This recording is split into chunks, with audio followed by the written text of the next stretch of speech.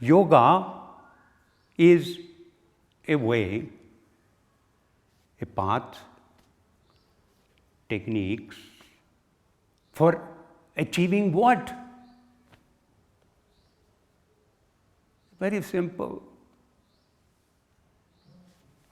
It's a path for understanding oneself, and through that understanding, making oneself peaceful.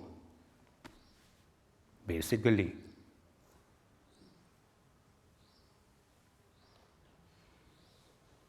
Peace is just another form of happiness. Happiness is what we all strive for, thinking that getting this or that will give me happiness. Then I get this, but I'm still unhappy.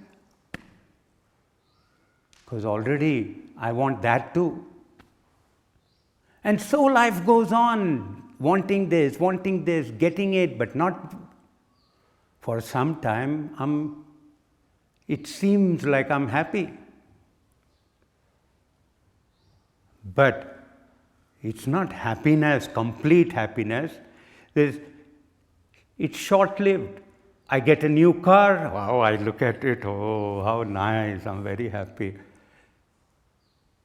Someone comes, put a scratch on it, very unhappy. Now, just yesterday, I was so happy, now what happened?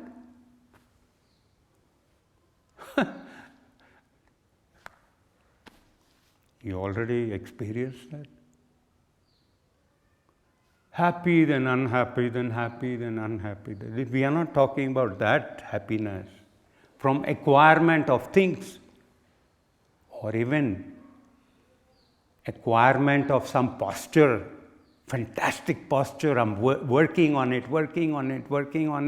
Suddenly, I managed to put my legs behind like this. Wonderful. So great. Happy, very happy. But then I see the next pose, whoops.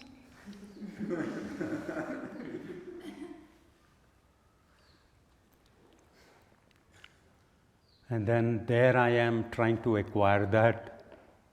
I'm unhappy that I'm not getting that. Have you experienced this? I'm not talking about the posture. I'm talking about the happiness that one gets and then it's lost. And then unhappiness is there. What's the use of that kind of happiness, which needs other things, which needs you to acquire things to be happy? What's the use of that? It's short-lived, it's temporary, and in fact, if you measure the unhappiness that comes from that little scratch on your new car, you will see that they are both equal.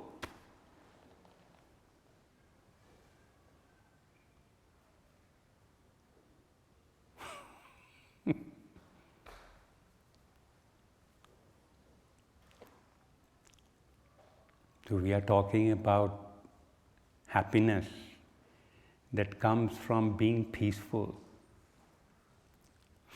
That happiness. When you talk about peace, if I tell my daughter, who is now going to be 21, hey, peaceful, very good. She says, peace? Do I want peace? Definitely not. That's the last thing I want. Exciting life, from morning to night, some action going on. That is a good life. Yes. Peace is boring.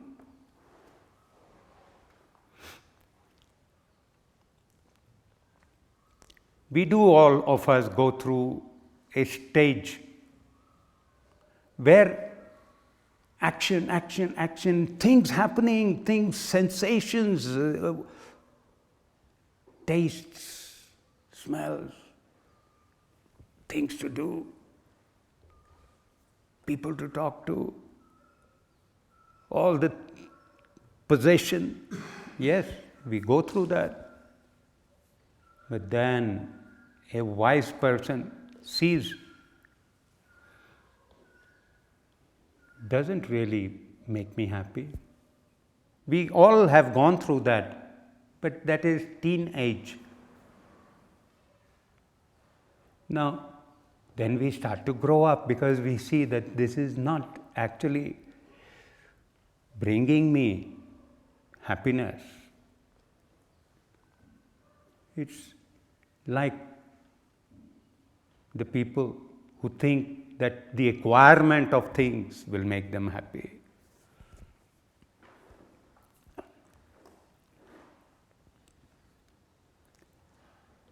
So, reflect what you are doing, what you are after. Is that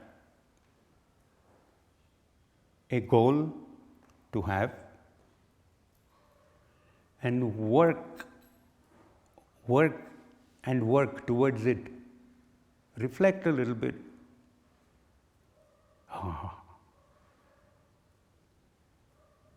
In order for that wisdom to come, there is yoga practice. Because if there is no wisdom, we continue to go in the wrong directions, arrive, or maybe not able to get it, frustration, anger, and unhappiness.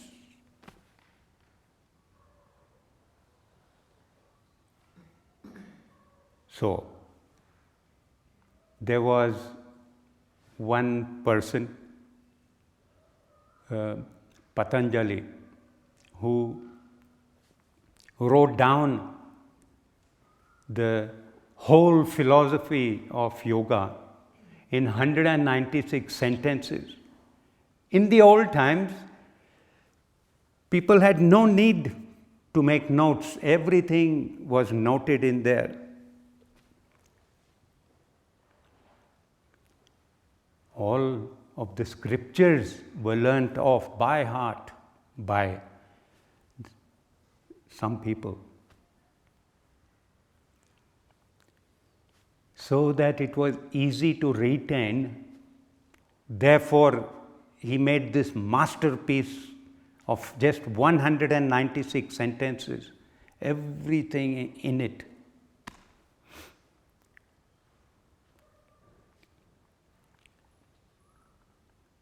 And so, we were saying that a wisdom eventually comes. Not to run about here and there, yes. That's what Patanjali mentions as kleshas. Why do we suffer? He enumerates 5 things.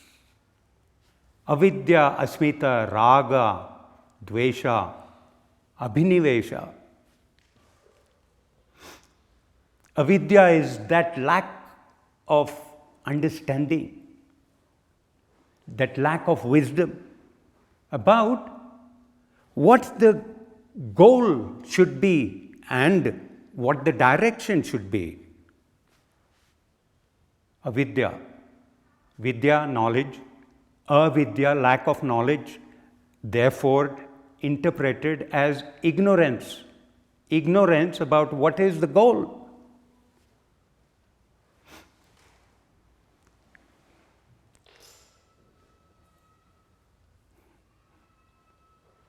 This is not just in yoga. This is in a lot of what one can call religious movement. not understanding where to go. That causes suffering. If I have the wrong goals, I'm bound to suffer. Because everything is not in my hand. How can I get everything and be happy?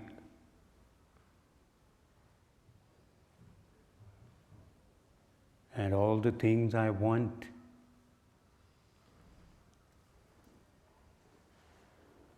I generate a sense of I want, I am like this, I am like that. And nowadays we post that on Facebook. This is me.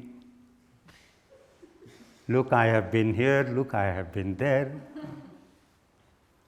This is what I think.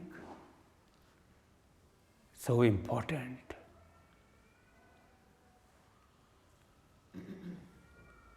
To tell everyone.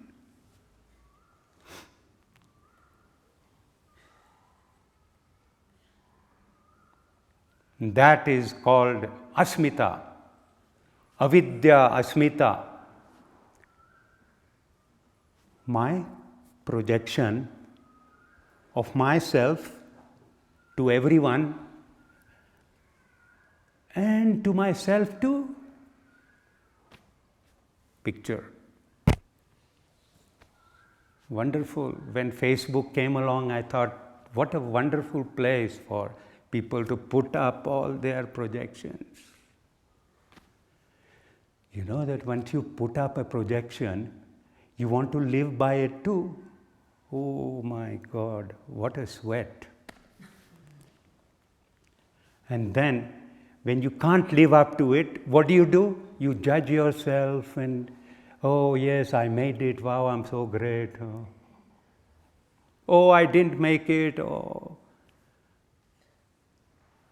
Suffering. Now, how do I create the self? All the things I like, all the things I don't like. That's the next, raga, dvesha. Scientific, very scientific. Where does all the suffering come from? Oh yes, all the things I like and I can't get. I can't get them. Some things are ungettable.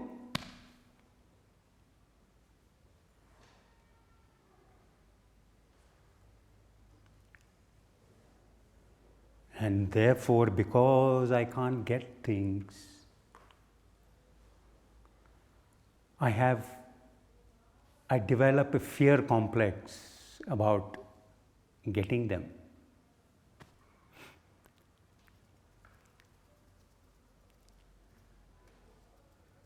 Or, if I have them, of losing them.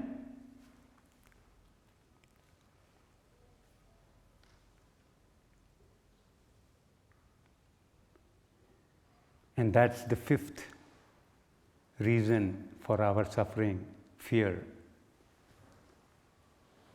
Avidya, asmita, raga, dvesha, abhinivesha. All the five, all put together, kneading the dough of our unhappiness. And then putting it in the oven, nice, constantly eating. You following the process? No. Is there a way? Oh, there is a way.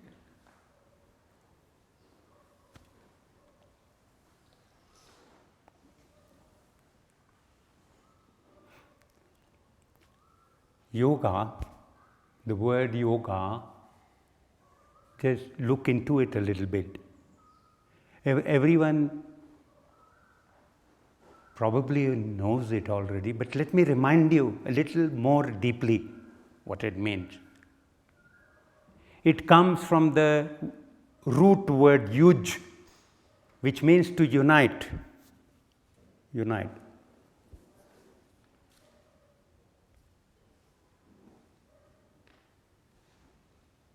We are all over the place because of all the things we want. All over the place. A lot of the time, running around madly.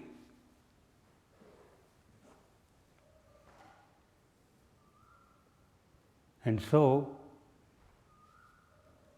this I want, but it's conflicting with this.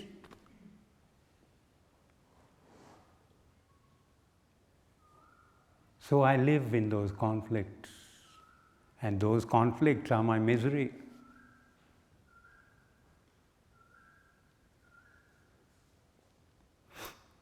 Unite means there are no more conflicts. Everything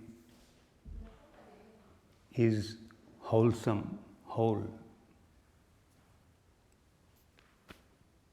Conflicts ended. That is a yogi, the one who has ended conflicts.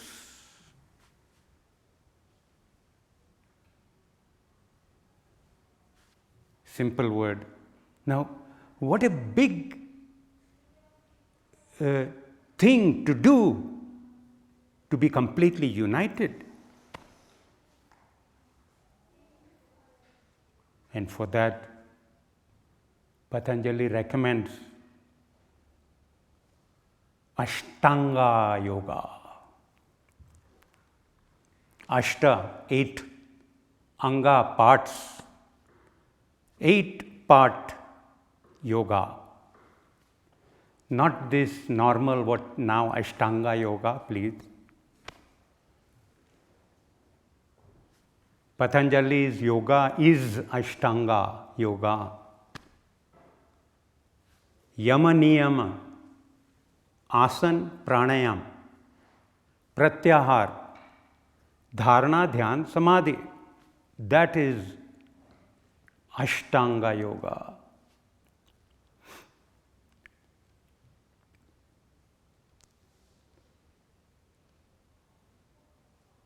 And the first of this yoga is the subject matter of our talk,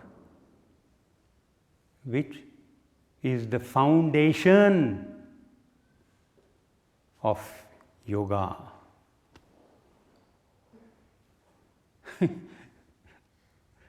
Funnily enough, not talked about at all, not understood, leave alone followed.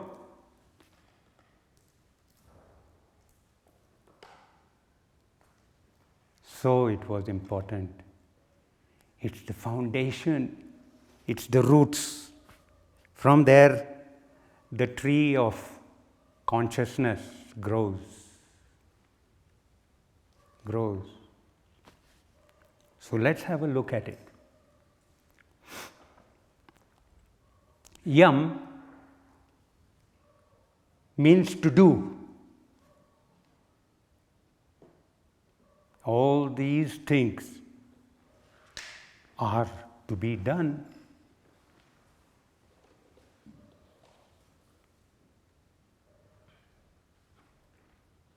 Patanjali very scientific.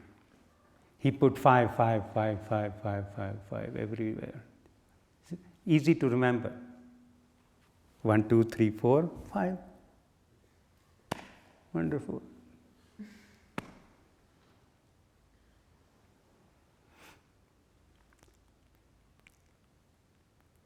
Ahimsa, Satya, Asteya, Aparigraha, Brahmacharya. 5 things to follow, to do, follow.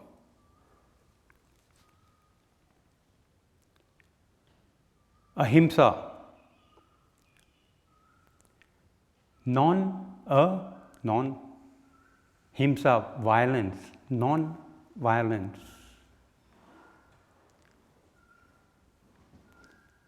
Satya, truth.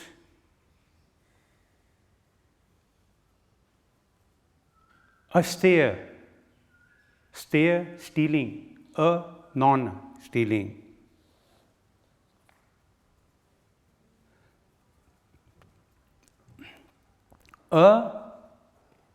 Parigraha, graha, to keep everything. Aparigraha, not keeping everything. And brahmacharya. Brahman is the path of freedom. Is the being free. Brahman. Charya, the one that is walking to that freedom. Brahmacharya. All of them have to be understood, not just on the verbal level, but actually understood if you want to follow them.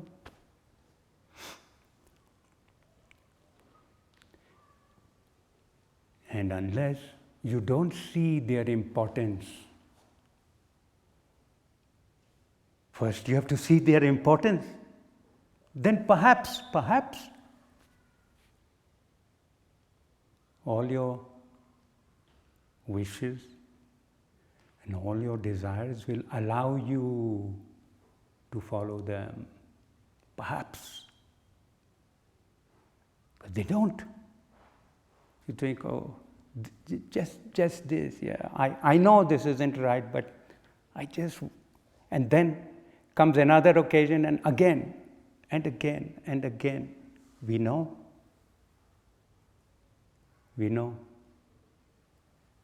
But we choose to do otherwise.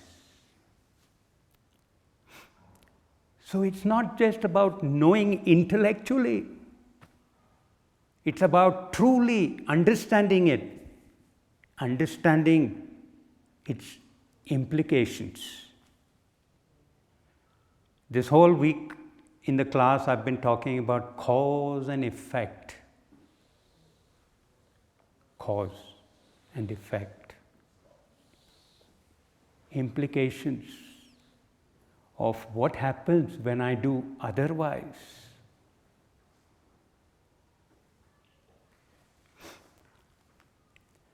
I spend my entire life lying to myself.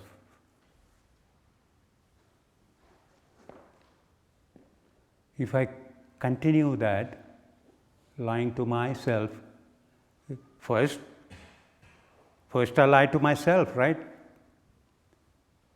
Then I lie to the others. It doesn't matter. I have lied to the most important person, me. Are you understanding? It doesn't matter if I lie to the others.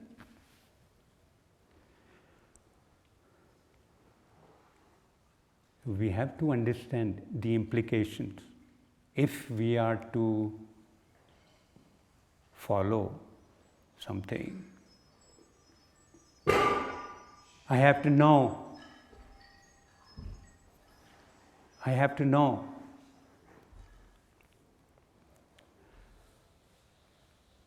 that if I don't follow this, that if I don't go this way, it will lead me to another way that I don't want to be in.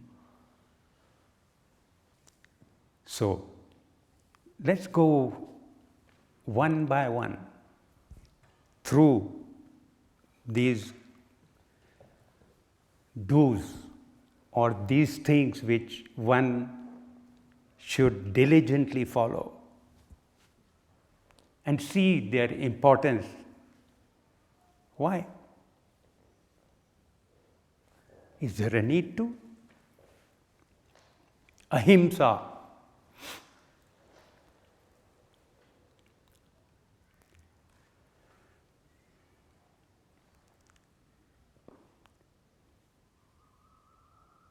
Whenever I want something really, truly badly, I'm willing to cross all lines to get it. Yes? It doesn't matter. I will do anything.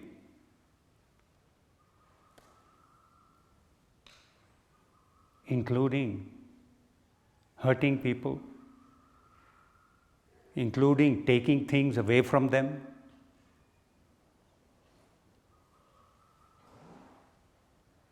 hurting them by speech, by physically or mentally. Yes, I'm willing to do anything.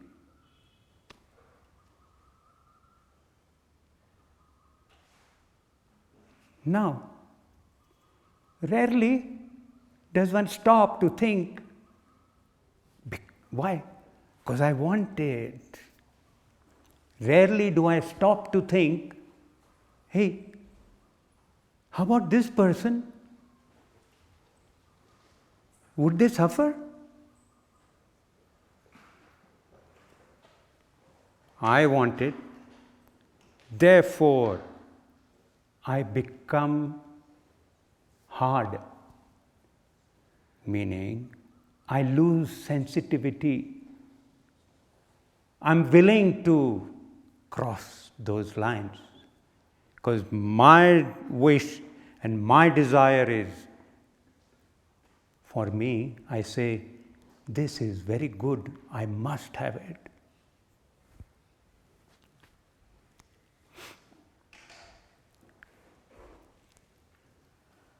Others don't matter.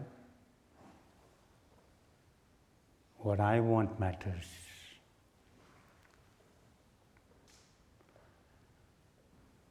Please,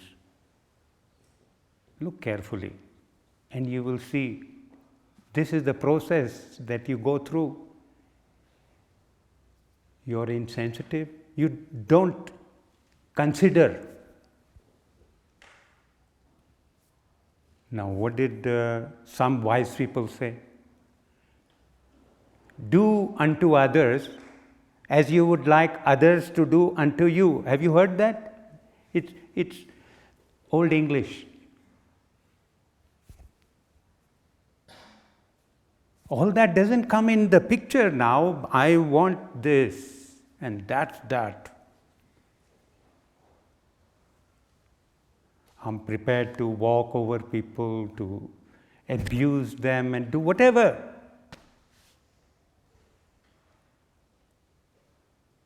And so I crossed that line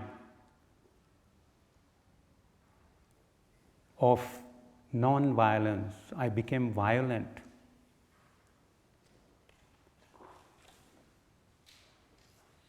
One thing is certain, whether we realize that or not, it's certain. Whatever I sow, it's that crop that I'm going to get, not something else. If I sow a mango seed, I'm not going to get bananas, I'll get mangoes.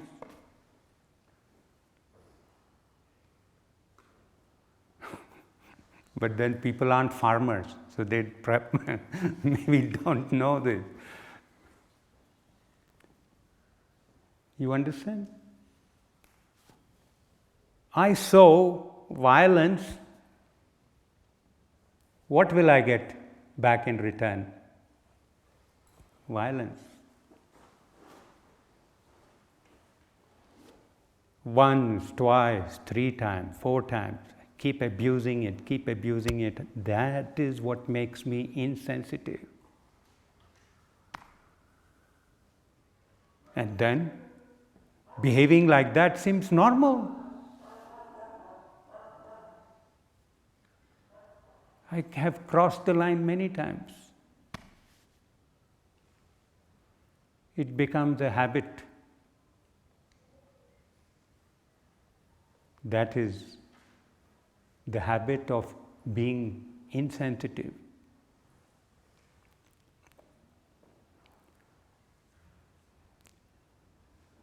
Because we don't reflect before something comes. How does the wish to have something come in? How? I see something, I smell something, I hear something.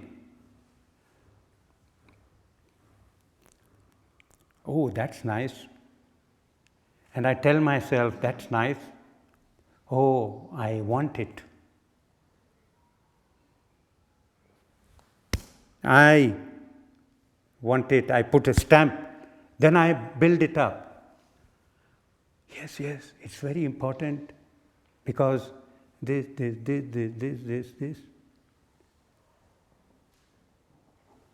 What happened?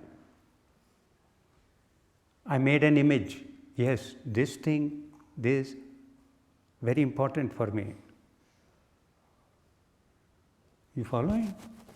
First there was just a sensation. Nice sensation. Wow, this looks so good. And then I made it into a need.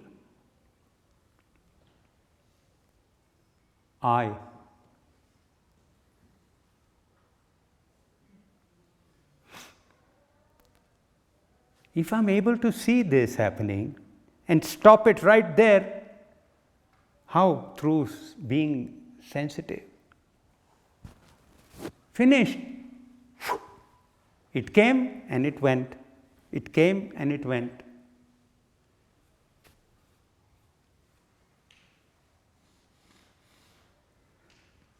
You following all this? I don't let it build up and stand as me. I make the me.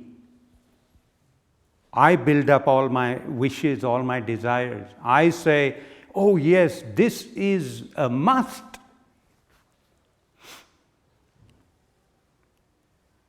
Now,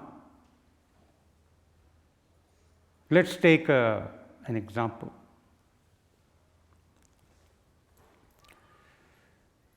One person is already married, meaning they've already told their the person that they like, oh, I want to be with you, and all that.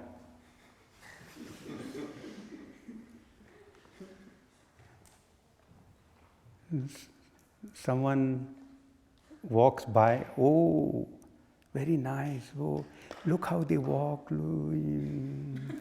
oh.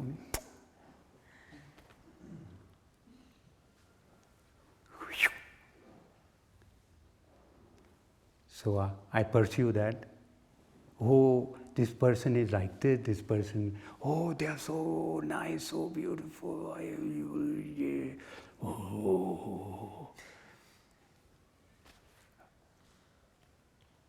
What was it? It's a form. That form walks past. You build it up, oh yes, nice. Yeah. You build it up and up and up and up and up and make it into something that you absolutely now want. Now, how about those promises you made before?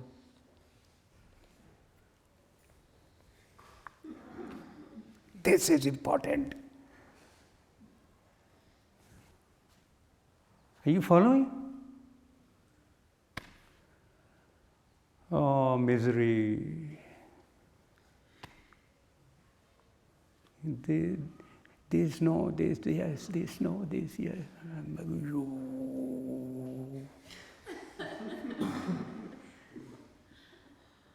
Hey, you may laugh all you want, but this is exactly what happens. This is the cause of misery. We were talking about conflicts, indeed. Who made the conflict?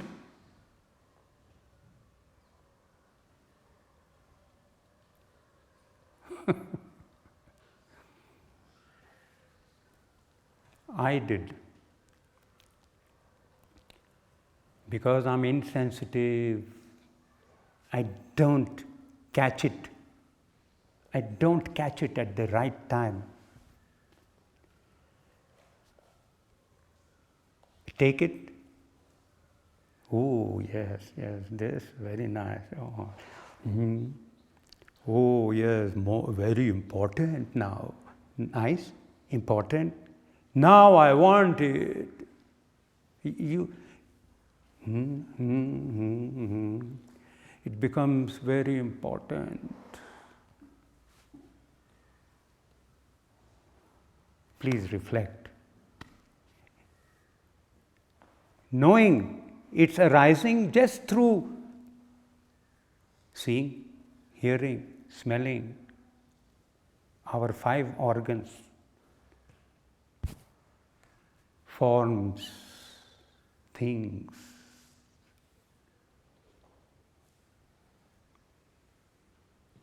They take us away from what we know not to be right. But I follow it. I know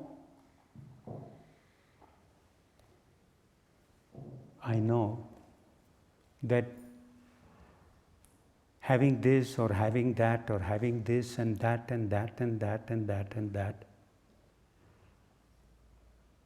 I'm going to have to pay for it afterwards.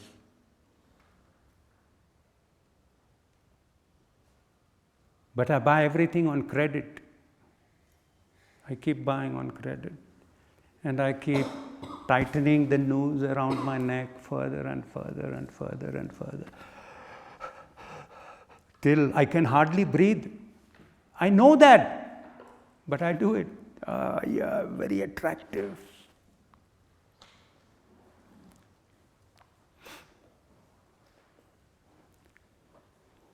And I become a slave.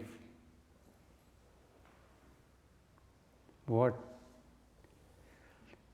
nice things, so many nice things. And I become a slave.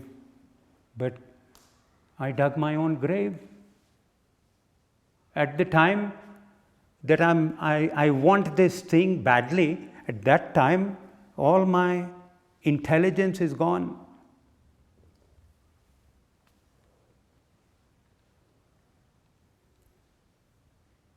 Isn't that what being a slave means? Now, who in their right mind would say, yes, I am a slave? No, we all think, they are, yeah, but me, I know what I'm doing.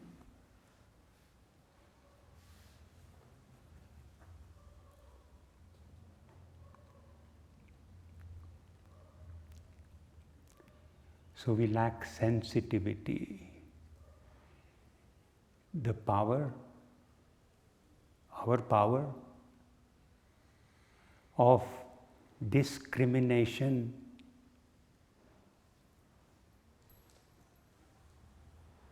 But the thing, that object of our desire is so strong that it overpowers us. Our wisdom is gone, everything is gone. But suppose I started to make myself sensitive.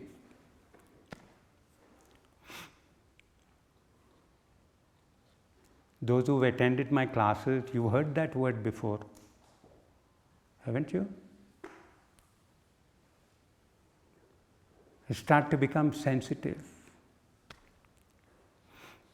to see things as they are.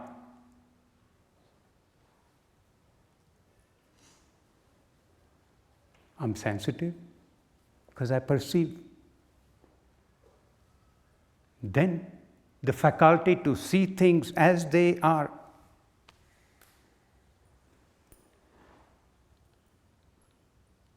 Example, a new phone came in the market. Wow, it's got features. Wow, I really want that. But 6 months back I bought a phone. Now new features have come. I want that. Oh, I see. So now I'm going to work again for this new phone. Are you following? Like this, I want that, I want that. Hey, do you really? Discrimination. Do you really? It is high time that we understand how to stop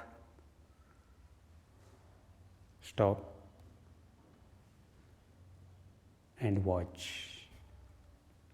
In the same way, as we sit down and watch a film, to watch ourselves and all this happening. What a wonderful faculty. That is yoga practice.